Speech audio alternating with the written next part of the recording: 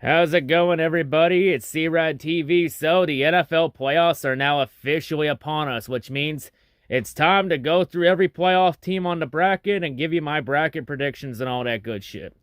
So, yeah, the playoffs are officially here. We started the year off with 32 teams, and after 18 weeks, the field is now down to the final 14. 18 have been sent to Elimination Station, 14 remain. So now, out of these 14 teams remaining, who will do battle at Arizona for the 57th Lombardi Trophy? Let's take a look at this year's participants and find out. So we're going to start off and take a look at our 7 participants in the AFC here listed here. So starting off, we have the Kansas City Chiefs. Oh look, another year where the Chiefs win the AFC West. Wow. So impressive. Of course, the Chiefs, this offense is 100% built around Patrick Mahomes. The offense lives and dies by Mahomes. And Mahomes, he's more than likely going to back his way into a second MVP. To be perfectly honest, the real MVP this year was Jalen Hurts. But because Jalen Hurts missed 2 games, that more than likely is going to open the door for Mahomes to win a second MVP title. And with that said, it means that the Chiefs are more than likely going to end up with the MVP curse. Because keep in mind, the NFL MVP hasn't won the Super Bowl in the same year since Kurt Warner in 1999. And let me just say this for Kansas City. The only reason you're the number 1 seed was because of the Bills-Bengals game being called a no contest a few weeks ago because of the Damar Hamlin incident. If that Damar Hamlin incident didn't happen, Buffalo would more than likely be the number 1 seed, not yous. And because Buffalo won in Week 18, it means that you don't even get to host the AFC Championship game this year. Because of that Damar Hamlin incident, the AFC Championship game, if it's Kansas City-Buffalo, is going to be a neutral site game. Probably in Atlanta, because originally the NFL was looking at Detroit, but Detroit is replacing their turf at Ford Field. And then they looked at Indianapolis. And Indianapolis is hosting a volleyball tournament that week. Yeah, NFL getting outbid by fucking volleyball. Imagine that. But yeah, of course, as I mentioned, the Chiefs offense lives and dies by Mahomes. The number 1 ranked offense in the league, but the offense's main kink is the run game. The 20th ranked running offense. And it doesn't help that Clyde Edwards-Helaire is out with an ankle injury. And they also don't got Tayshawn Wharton, who's on the IR. You know, they did bring in a trade deadline acquisition of Kadarius Toney to give Mahomes some more weapons. But this year proved one thing. It wasn't the weapons that made Mahomes so good after all. It just happened to be Mahomes himself, because Mahomes had one of the best seasons of his career since 2018. And this is without Tyreek Hill in the mix. But yeah, the Chiefs offense lives and dies by Mahomes. The Chiefs defense is the 17th ranked defense. So this Chiefs team lives and dies by Mahomes. So the key to beat the Chiefs is simple. You stop Mahomes, you stop that entire Chiefs team. Or you just find a way to outscore pace Mahomes. Next up, the Buffalo Bills. To be honest, the Bills are the rightful number 1 seed, but because of the Damar Hamlin incident, Buffalo has to settle for the 2 seed. And that opened the door for Kansas City to bullshit their way to the number 1 seed. But for Buffalo, it's honestly more rewarding for the fan bet for Bills Mafia to be the number 2 seed, because now the Bills will get 2 home games at Orchard Park instead of 1 game for the Chiefs because of the neutral site AFC Championship. Of course, the Bills offense this Bills team is loaded from top to bottom. Like I already talked about how good this Bills team was back in Week 12 for the Thanksgiving preview. Like Josh Allen having one of the best seasons of his career, you know, Stephon Diggs to help complement him in there. Just talent everywhere on this team. You know, the Bills are without Jamison Kamarov, who's on the IR with an ankle injury. And on the defense, they got talent everywhere on the defense. Even though they're without Von Miller and Micah Hyde, which both of them have out with injuries, that Bills team is still loaded with talent and has so much great depth.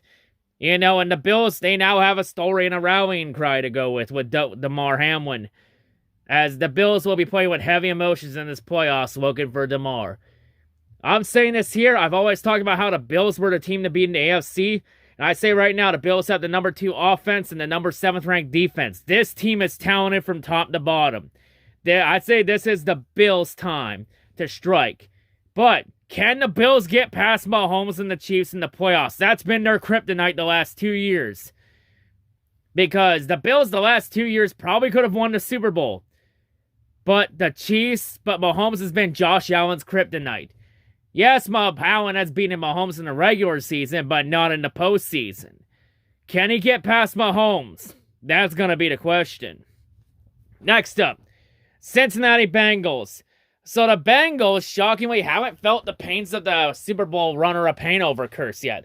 Okay, they kind of did at the start of the year, but the Bengals are the hottest teams in the AFC as they enter the playoffs on a massive winning streak, winning 8 straight games. They haven't lost a game since Halloween, and no, the Bills, that game with the Bills on Monday night doesn't count because that game was a no contest, so it doesn't count on the record. You know, you look at this Bengals team, it's literally the same team as last year. This team may be as good, if not better, than last year's team.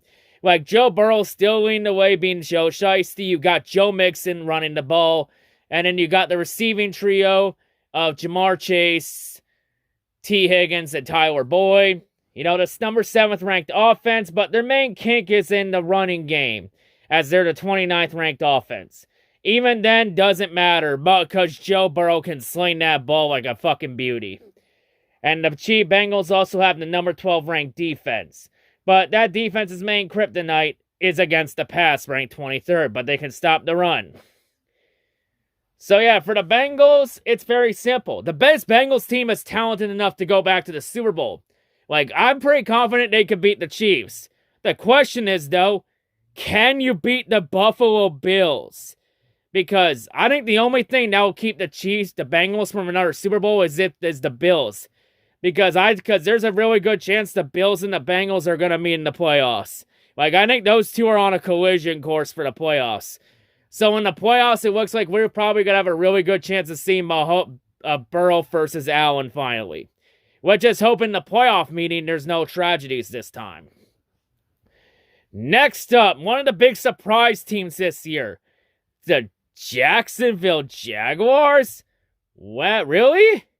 All that talk in the preseason about how the AFC South was between Indianapolis and Tennessee, and Jacksonville wins the division? So you're telling me Jacksonville was just a head coach away from getting over the hump? Man, Urban Meyer was truly a terrible fucking coach in the league. You know, and yeah, it really just showed because, you know, Trevor Lawrence, he rebounded after having that shitty rookie season last year. He's finally living up to the first round hype he had coming into the league. You know, the Jaguars, you know, very talented team. You also have an in Trayvon Walker, who's had a pretty subpar rookie season. And a lot of people are saying that the Jaguars made a mistake taking Trayvon Walker over Aiden Hutchinson and Sauce Gardner and all that. This team did make a deadline acquisition for Calvin Ridley, but they won't have Ridley for the playoffs, as Ridley is out still serving that 1-year suspension for betting on games. And they are without Shaquille Griffin, who's out with a back injury. Like, this Jaguars team has been pretty surprising. They're the number 11. They have the 11th ranked offense, the 23rd ranked defense. Their kryptonite is in the passing game, 28th against the pass, but they're a decent unit against the run, or they're 12th against the run. And they are pretty hot because it didn't look like this team was even going to come close to the playoffs, because around Thanksgiving, around the time they lost to Detroit, got blown up by the Lions, that team was 4-8. And they were like 4 or 5 games behind Tennessee. And then the Titans lost 7 straight and completely collapsed, while the Jaguars got hot at the right time and won 5 straight entering the playoffs.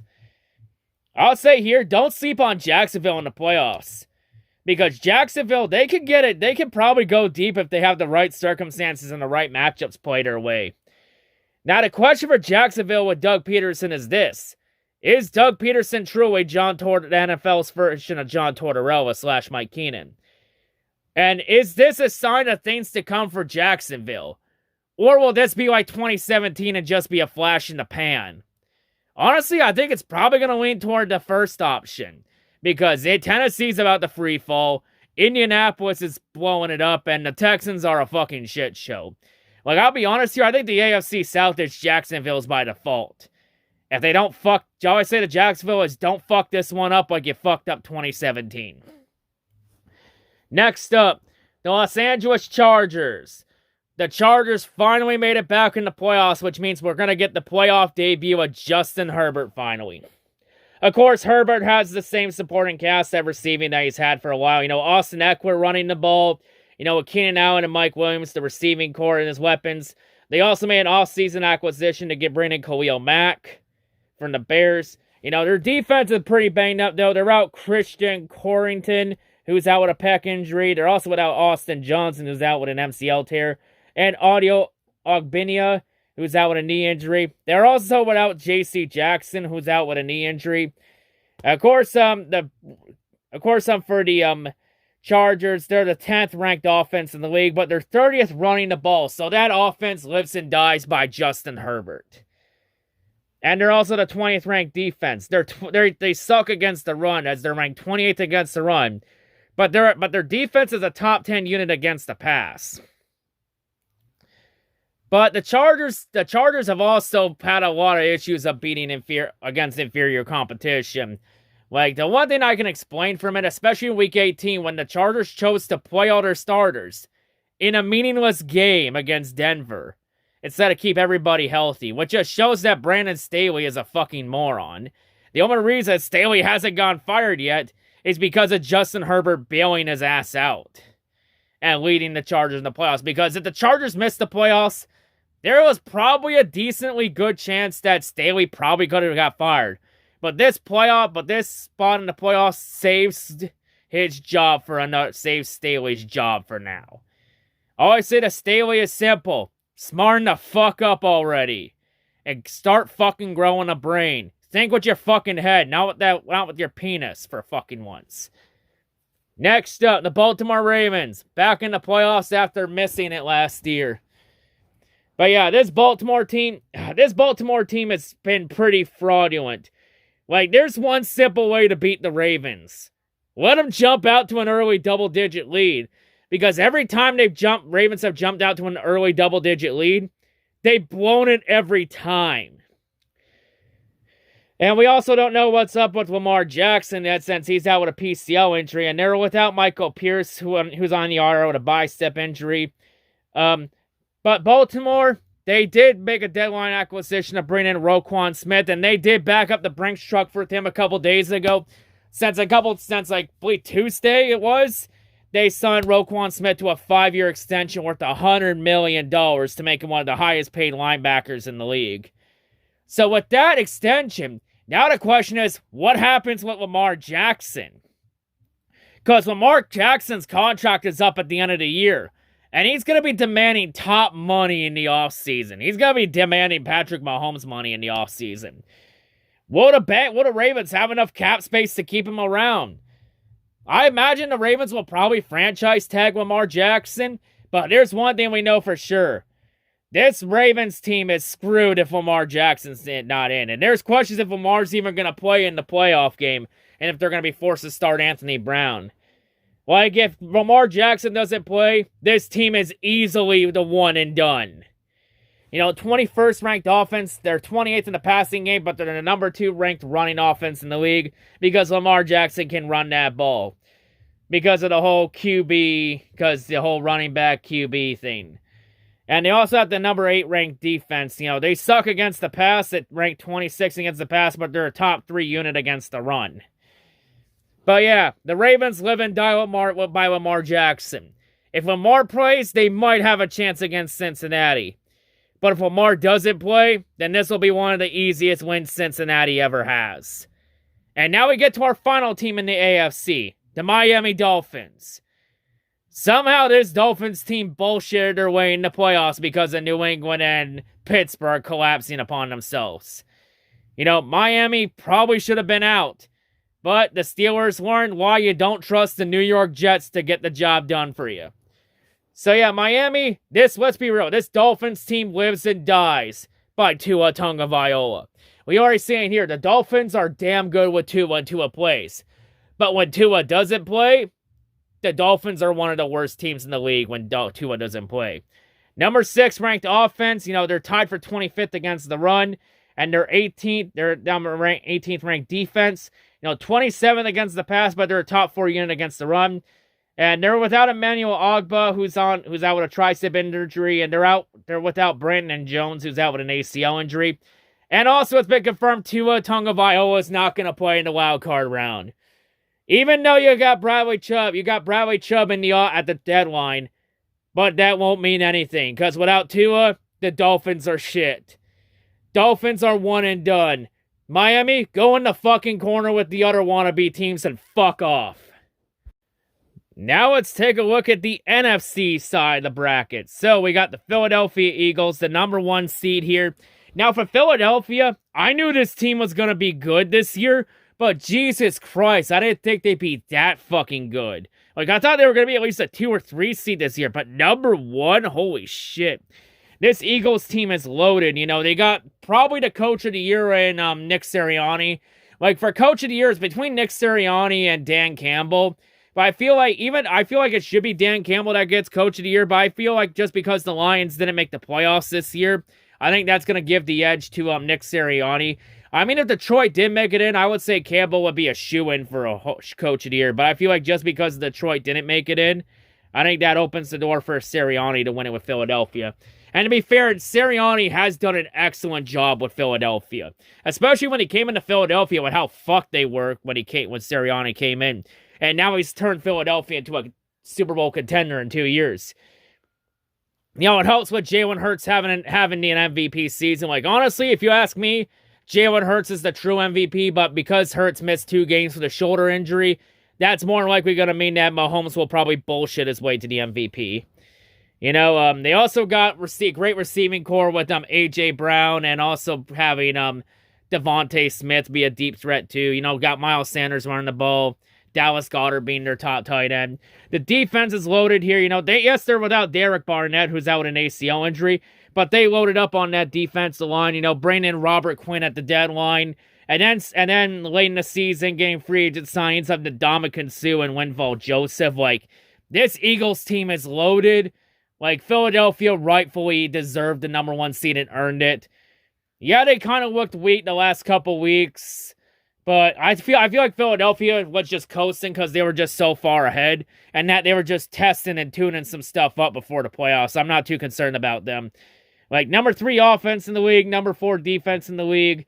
Like, there's a really good chance Philadelphia probably represents the NFC this year for the Super Bowl. Next up, San Francisco 49ers. Somehow, despite San Francisco losing Trey Lance early in the year with a ankle injury, then losing Jimmy Garoppolo with a foot injury, didn't matter.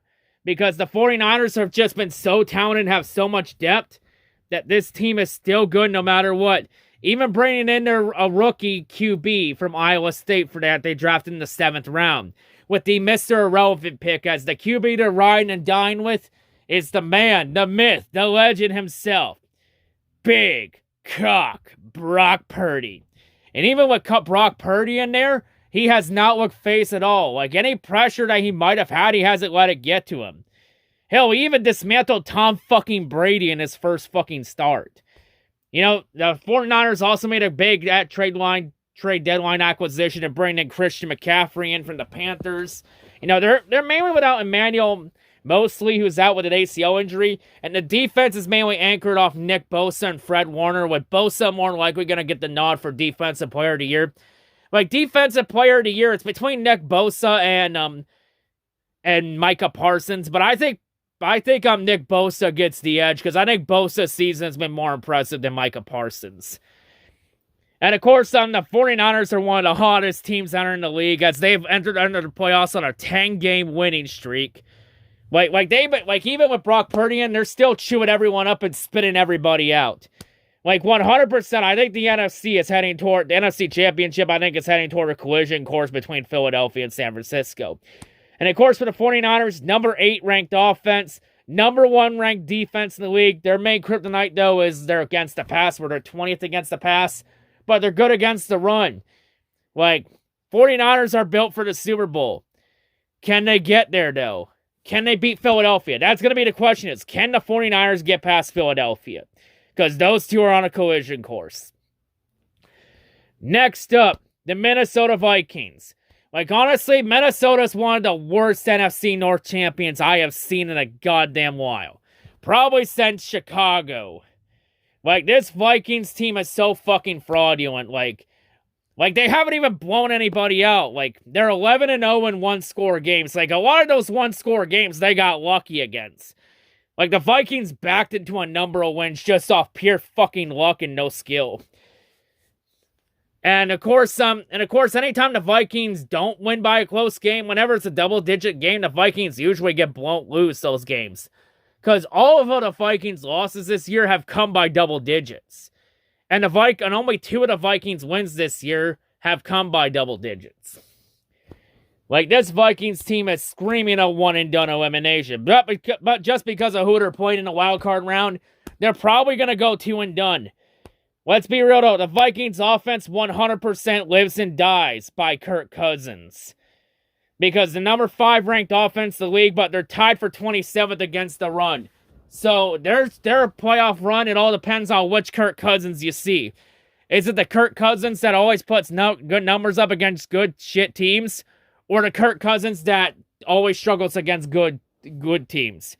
Like, Cousins, don't get it wrong, Kurt always puts up good numbers. But will anyone take him serious this time around? I have my doubts. They did make a trade deadline acquisition for TJ Hawkinson to try and help it out. But can they do it, though? And they also have a point differential of -3, despite all that. Well, that usually tends to happen when all your losses are by double digits. And also, their secondary's banged up without Andrew Booth, and they're without Lewis Seen for the playoffs. And the Vikings also have the second worst defense in the league at ranked 31st ranked defense. But the Vikings, their playoff hopes lie on Kirk Cousins. Can they get it done? Next up, we have the Tampa Bay Buccaneers. Oh, Tampa Bay won a fucking shitty division because Tom Brady bullshit happened. Like, this is easily one of Tom Brady's worst seasons of his fucking career. Hell, this is the first time in Brady's career that he had a losing record with them going 8-9. Like, to be perfectly honest, this Tampa Bay team should have gone 5-12. If Tampa Bay was in a competent division, they would have been 5-12 this year or worse. But just because of how fucking weak the NFC South was and how garbage everybody was, they ended up winning this division by fucking default by just doing the bare minimum to not fuck up. Of course, Tampa Bay, they have the number 15th ranked offense, number 2 in passing, but they have the worst rushing offense in the league.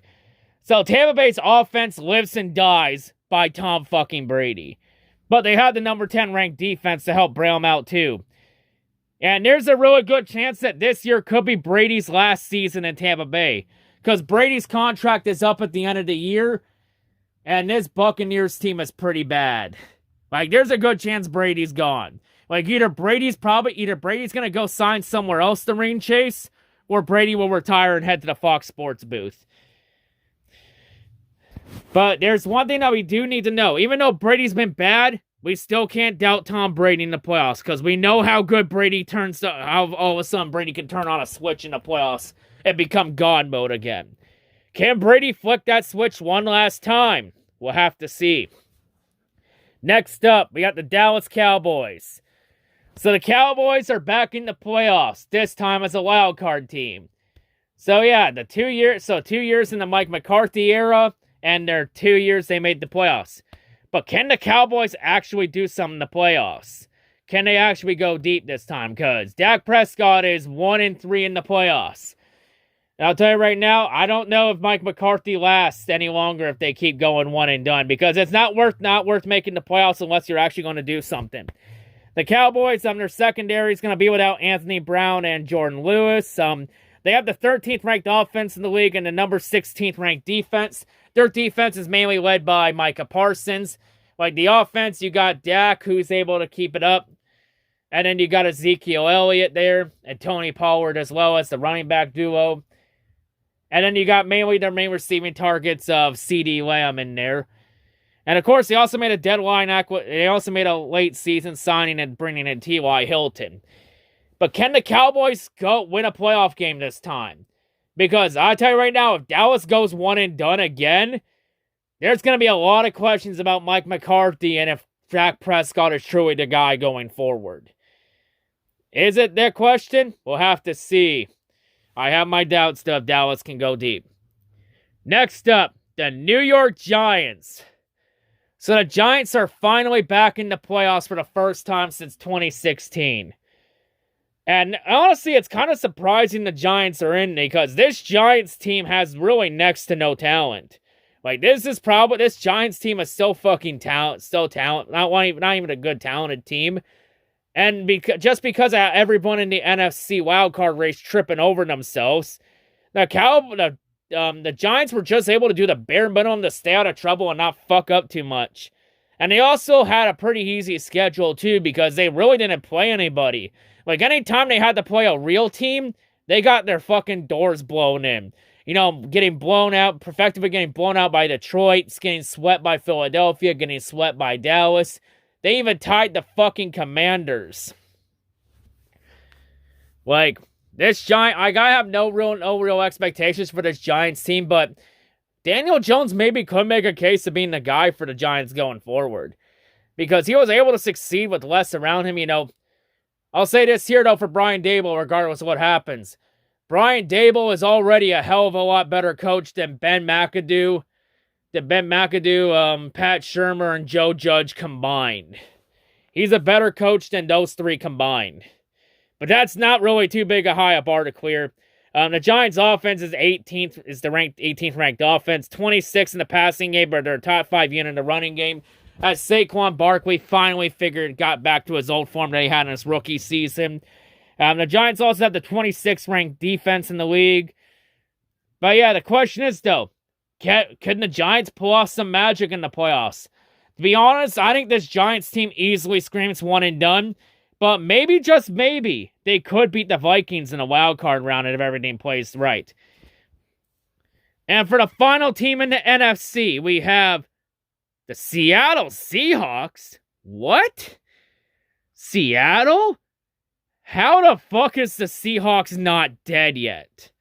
Like, seriously, how is Seattle not dead? Like, literally, this team was literally left for dead on the side of the road after Russell Wilson left them for Denver to go ride off a goddamn cliff. But it seems like the Seahawks, they somehow cheated death. And it seemed like they were able to go right back and turn around. So maybe the problem in Seattle was Russell Wilson all along. Especially since Geno Smith, of all people, was able to lead this Seahawks team. And it's turned out Geno Smith isn't that bad of a QB after all. Hell, Geno Smith even made his first Pro Bowl this year. Even though the Pro Bowl game is pretty fucking meaningless now since it's flag football. But still, let's give the Seahawks fans their moment for once. Along with all the Geno Smith fanboys. And yeah, but let's be real. The Seahawks really can't consider Geno Smith their long-term option, especially since he's been in the league now for 10 years. Like, Geno Smith is easily a bridge QB. They have the number 9th ranked offense in the league, but they have the 28th ranked defense in the league. Their offense is without Rashad Penny when he went down with an ankle injury, but Kenneth Walker in his rookie season has really stepped up to become the new bell cow for the Seahawks. And also for Geno Smith, it also helps him too that you have Noah Fant was the tight end that they got from the Broncos C. Wilson trade. Also having DK Metcalf and Tyler Lockett help too. The defense, they're without Jordan Brooks as he's on the IR with an ACL injury, and they're without Jamal Adams who's out with a knee injury. But even despite that, and despite Seattle looking pretty flat late in the season, Seattle was able to make the most of their opportunities while Detroit dug themselves in too big a hole to dig out of. But yeah, the question though with Seattle is, what do they do now with that Broncos pick? Because that Broncos pick is now a top 5 pick. The question is for Seattle, do you use that pick to go for Jalen Carter? Or do they get their franchise QB of the future, whether it be Will Levis or Anthony Richardson or somebody else? Because I'll tell you right now, the Seahawks aren't going to have this kind of opportunity to get a franchise QB if they think the right guy's there. Because Geno Smith's not the long-term option. He's a bridge. But let's be real, the expectations for Seattle are pretty low. Like, I think this Seahawks team is still screaming one and done. But hey, Seattle, at least you made it, I guess. So now, here are all the matchups in the wild card round for the playoffs. So, of course, we got Bills and Dolphins. Bills are favored in the game by 9 points in the wild card round. You also got Ravens, Bengals. Cincinnati's favored by 7 in the wild card round. You also got the LA Chargers and Jacksonville down in Duval. Chargers are favored by only 1 point in that one. You also got Seattle, San Francisco. San Francisco's favored by 9.5. You got the Vikings and the Giants in the wild card. Vikings are favored by 3. And you got Dallas versus Tampa Bay. Dallas is favored by 3. So, out of these matchups, and of course, Philadelphia and Kansas City got the round 1 byes. So, out of these teams, who advances to the divisional round of the playoffs? So now on the screen, I have my matchups for the divisional round and the teams I have going through. So, in the divisional round, I got Buffalo beating Miami. I mean, without Tua on the Dolphins don't stand a fucking chance against Buffalo. Like, this is probably going to be a fucking blowout win for Buffalo. I think Buffalo covers their spread easily. Cincinnati, Baltimore, there's a really good chance that the Ravens are not going to have Lamar Jackson for that game. But without Lamar, Ravens are screwed against Cincinnati. Hell, even with Lamar, the Ravens are pretty fraudulent. Like, Baltimore screams first round elimination. I think the Bengals will beat the Ravens again. And I think Cincinnati moves on to the second round. And this one may shock some people, but I got Jacksonville beating the LA Chargers. I mean, earlier in the year, the Jaguars beat the shit out of the fucking Chargers in SoFi. And now you're playing down in Duval. And the Chargers have kind of looked pretty flat. Like, they've mainly got in because they played some pretty shit teams to end the year. And Jacksonville's gone hot at the right time. Like I always said here, I think Jacksonville can go deep if they get the right matchup. I think the Chargers are a good matchup for the Jaguars. I think Jacksonville pulls it off in Duval, and I got Jacksonville moving on to the divisional round over the Chargers. Like, honestly, like, Justin Herbert can't carry the Chargers all the goddamn time. In the NFC round, I got San Francisco beating Seattle. Like, the Seahawks don't stand a chance against the 49ers. Like, I think San Francisco's going to make quick work of the Seahawks. I have the Vikings beating the Giants in the divisional round. Honestly, I'm deep down, I'm rooting for the Giants to win that game. But I'm going to go at this from a realistic standpoint. I feel like that the Vikings are going to cheat death again, and they're going to find a way to bullshit their way to the win over the Giants and get lucky and back into the win. But I'll say this here. I wouldn't be 100% surprised if the Giants beat the Vikings. I'll just say this here. If the Giants beat, I will laugh my fucking ass off if the Giants beat the Vikings. If the Giants end up beating the Vikings, it would just prove how big a frauds Minnesota is this year. And then for the wild card, and then for the final one, I actually have Dallas beating Tampa Bay. Like, Tampa Bay has just been utter dog shit this year. Like, they're mainly in the playoffs because they had a weak division. And you know what? We always know that Dak Prescott, he always puts up good numbers against shit teams. But nobody takes the Cowboys serious when they play a real team. So I feel like the Cowboys will beat the Buccaneers, and I'm going to break a sin in this with these predictions. I'm going to bet against Tom Brady. I think the Bucs go one and done. And I think the Cowboys will win a playoff game this year. So for my divisional round in the AFC, I got Jacksonville versus Kansas City. And in the other one, I have Cincinnati versus Buffalo. I think Buffalo and Cincinnati are heading for a collision course in the divisional round. In the NFC, I have Dallas versus Philadelphia round 3. And this time, Hurts and Prescott are both healthy for this game. Which means in this matchup, there will be no more excuses for either the Cowboys or Eagles fans. We're now going to know who truly is the better team. And then the other matchup, I think, will be Minnesota versus San Francisco. So, out of these 8, who will advance to the championship round and make it to the Final Four? Let's find out. So now on the screen, here are the 4 teams I have in the championship round, and my pick, who I think the AFC and NFC championship games will be. So on the AFC side, I have Kansas City beating Jacksonville. Like, As impressive of an underdog season Jacksonville has had from going from first overall pick to division champs, I feel like Kansas City is where their road ends. And yeah, I think Kansas City beats the Jaguars in that one. And then Buffalo, Cincinnati, that's a really tough game to go by. Like, it could go either way between Burrow and Allen. But in the end, as good as Joe Burrow is, I just think the Buffalo Bills are a way better overall team than the Bengals. And this time, the matchup where there must be a winner between the two, it's happening in Orchard Park. And I think the Bills are going to be damn hard to beat in Orchard Park. So I got Buffalo advancing. NFC side, I think Philadelphia is the better team over Dallas. Like, Cowboys are kind of overrated. But I think the Eagles will beat the Cowboys, as in this one there will be no more excuses, and we'll know who the true better team in the NFC East is. See, I got Philadelphia beating the Cowboys, and I have San Francisco beating Minnesota. Like, it's pretty obvious that if Minnesota does win, they're going to get fucking wrecked by fucking San Francisco. And I got the 49ers beating the Vikings. So, my AFC Championship game is Buffalo versus Kansas City on a neutral site. And the NFC Championship game, I think it's pretty obvious what it's going to be. It's going to be Philadelphia versus San Francisco. Like, those two teams are on a fucking collision course for each other. Like, I think it's Eagles versus 49ers in the NFC title game. And in terms of the neutral site thing, I could see this maybe becoming a permanent thing in the NFL, because the NFL is gonna try and make sure to have the Buffalo Kansas City be the AFC title game for that neutral site, so the NFL could see how much money they can make off it. And there's a good chance that they can make the AFC and NFC championship games a permanent thing on neutral sites from here on out, because of how much money they'll make off it. Like, have it be like college football playoffs for the Final Four.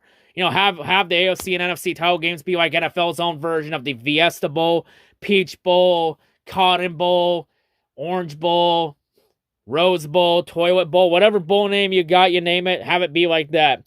I'll just say this for the NFL. If they decide to make the AFC and NFC championship sites neutral sites, then they may as well go to 8 seeds and get rid of the first round bye. Because if it's a neutral site, then there's no point in being the first seed and getting the first round bye when all you get is one home playoff game. Like, you may as well be the number 2 seed in that situation and get 2 home playoff games instead.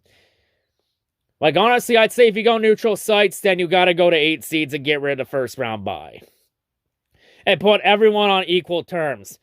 But yeah, AFC and NFC championship games here. Buffalo, Kansas City, San Francisco, Philadelphia. Out of these 4, who do I think will be battling in the Super Bowl 57? AKA, which 2 teams will I be jinxing this year because I never learned my lesson? So now on the screen, I have the 2 teams I think that will be representing the NFL in Super Bowl 57 this year. So for the AFC side, I have Buffalo beating Kansas City in the AFC Championship game. The Bills, I think the Bills are a way better team than the Kansas City Chiefs. And I think Josh Allen will finally get past Patrick Mahomes in the playoffs. And I think the Bills make it to the Super Bowl. And I think the Bills will finally make it back there for the first time since 1993. Like, this Bills team is built for the Super Bowl, and I think it's built the Buffalo's time to make it there. So I have Buffalo in representing the AFC. On the NFC side, I have the Philadelphia Eagles edging out the San Francisco 49ers. Like, that's going to be a tough game to call, but I think it's going to be a defensive game. And in the end, though, I feel like San Francisco, they're going to put up a good fight, but I feel like playing in a hostile environment like Philadelphia in the playoffs. Like, let me just mention one more thing here for Philadelphia real quick. The last 2 times that Philadelphia has been the number 1 seed in the NFC, they've made it to the Super Bowl those 2 times. And I just feel like Philadelphia is going to be built to win at home. And I feel like the Eagles make it back to the Super Bowl for the first time since 2017, 2018. I think Philadelphia beats San Francisco in a defensive game. Like, I think Jalen Hurts is going to have a great game, and Brock Purdy will keep it close, but I just feel like the Eagles will just get the better of the 49ers. So I got Philadelphia representing the NFC in the championship round, in the Super Bowl. And let me just mention one more thing real quick. In this channel's history, I have never gotten the Super Bowl right in my bracket predictions. I've usually gone one team right, but I've never gotten it right correctly, or both teams right. So yeah, in the end, my Super Bowl 57 prediction, I think it's going to be Buffalo versus Philadelphia for the Super Bowl this year. I think it's Eagles versus Bills in the Super Bowl. So yeah, Buffalo versus Philly in the Super Bowl. A battle of the East down in the desert in Arizona. But out of these two teams, who do I think will win Super Bowl 57? So now on to my Super Bowl 57 prediction. So for this game, I feel like Buffalo and Philadelphia, these two teams will put on a great show. And here's the odd thing about Buffalo. Out of all of Buffalo's appearances in the Super Bowl have always been against an NFC East team, because they lost to the Cowboys. They lost to the Washington Commanders. They lost to the Cowboys twice. They lost to the Commanders, and they lost to the Giants. And of course, the last time the Bills were in the Super Bowl, that was when they lost 4 straight Super Bowls. And of course, Philadelphia, the last 2 times Philadelphia has made the Super Bowl, it has been against an AFC East team, aka the Patriots. So it's kind of ironic that I have both the Bills and Eagles in the Super Bowl for this one, because the last time they were in the Super Bowl, it was against teams from their own divisions, respectively. But I think these two teams will put on a great show. Josh Allen versus Jalen Hurts this year. I think it's going to be a very great show between these two teams. I think these two teams are very talented. Will put on a great show in Buffalo and Arizona. But in the end, out of these two teams, you got Buffalo looking for their first Super Bowl in their franchise's history and ending their legacy of failure. You got the Eagles looking for their second championship. Out of these two teams, who do I think will win? Well, in the end, after giving it much deliberation and thought, there's only one team I could think of that I think is built for the Super Bowl this year. And I think that is the Buffalo Bills. I think the way everything has gone this year, with the Damar Hamlin tragedy and all that, I feel like everything is lining up and adding up to Buffalo finally winning their first Super Bowl. I think this is Buffalo's Super Bowl to lose. I think the Bills are the team to beat this year. I said at the start of the year, I said the Bills are the favorite to win the Super Bowl at the preseason at the start of the year. I've stuck with that prediction all year, and I think Buffalo will finally get it done. And I think Bills Mafia will finally get their first Super Bowl win in franchise history. I think it's time for Buffalo to finally become a champion. I think Buffalo beats Philadelphia. It's going to be a close game, but I think Buffalo edges out Philadelphia in Super Bowl 57. But yeah, that's my NFL playoff bracket this year for the Super Bowl. So yeah, I have Buffalo winning in Super Bowl 57 over Philadelphia. But yeah, that's my bracket this year. That's all I'm going to say. I wonder what everyone else's brackets will be. But yeah, hope everyone's a great day, and I'll see whatever I make next. Peace. Now watch me be completely wrong because of how bad my luck is with this.